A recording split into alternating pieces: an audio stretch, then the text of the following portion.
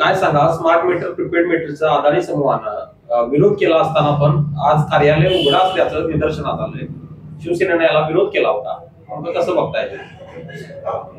इथे स्मार्ट मीटरला आणि प्रीपेड मीटर या दोन्ही मीटरला शिवसेनेचा विरोध आहे.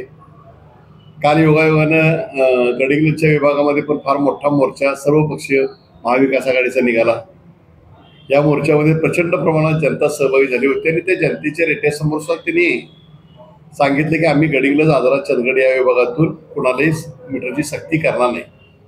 तसं पत्र त्यांनी अदानी उद्योग समूहाला ते दिलेलं आहे.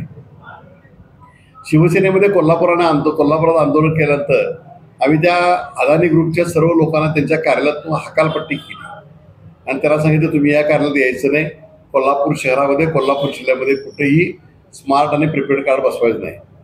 पण आता एकंदर नरेंद्र मोदीच्या नेतृत्वाखाली या देशामध्ये जे सरकार आहे हे सरकार हे एनडीएचं सरकार नाही आहे, तर हे अदानीचं सरकार आहे असं म्हणायला पाहिजे. कारण की या देशामध्ये राज्यसत्तेपेक्षा ठेकेदार जर मोठे होत असतील तर हे देशाच्या लोकशाहीला घातक ठरणार आहे. देशातील सर्व विमानतळे असतील, सर्व RTOचे चेकपोस्ट असतील, देशातले सर्व उद्योग समूहाचे ग्रुप असतील, सोलरच्या लाईट सिस्टीम असतील, या सगळ्या अदानींच्याकडं गहाण ठेवलेले आहेत.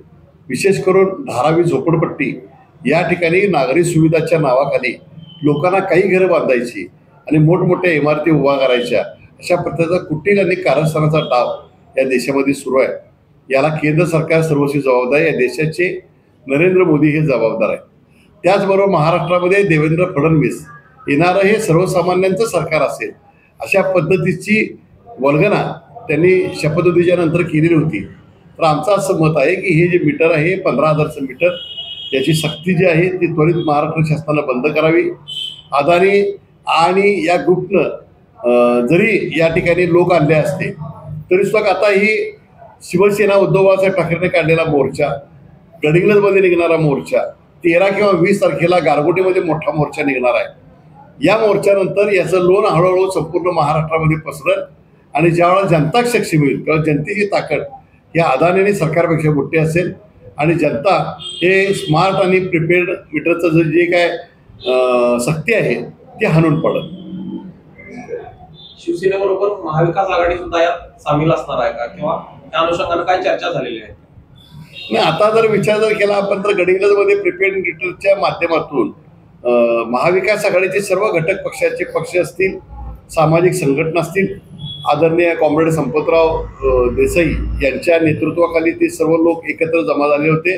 त्यांनी एकदम चांगला मोर्चा केला आणि मोर्चाचं यश या देशामध्ये स्वातंत्र्य मिळताना सुद्धा महात्मा गांधींनी मूठभर मीठ उचलल्यानंतर काय घडणार आहे असं म्हटलेले होते. पण या देशामध्ये ब्रिटिशांचं 150 वर्ष सरकार या चळवळीनं घालवलेलं आहे आणि आताच ब्रिटिशानंतर ही आलेली एक महासत्ता म्हणजे अदानीची आहे, ही आम्हाला घालवायची आहे. त्यासाठी शिवसेनेबरोबर महाविकास आघाडी सुद्धा मोठ्या प्रमाणामध्ये त्याच्यामध्ये सहभागी होईल.